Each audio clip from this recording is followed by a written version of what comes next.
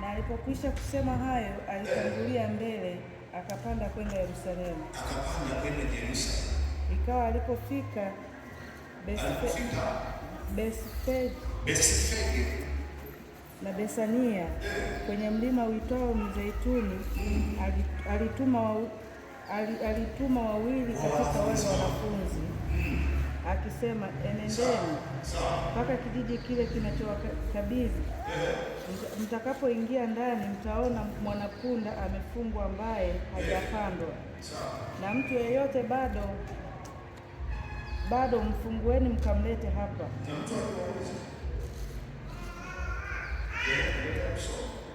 Na kama mtu akiwauliza, mbona mnafungua, semeni hivi, Bwana anamhitaji.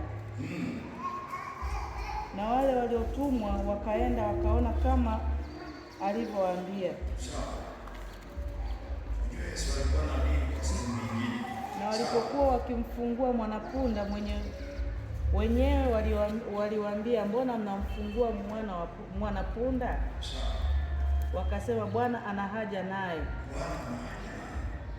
Wakampeleka kwa Yesu, wakatandika nguo zao juu ya mwanapunda, wakampandisha Yesu.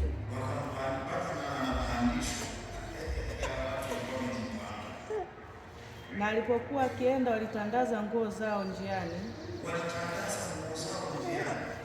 Hata walipokuwa wamekaribia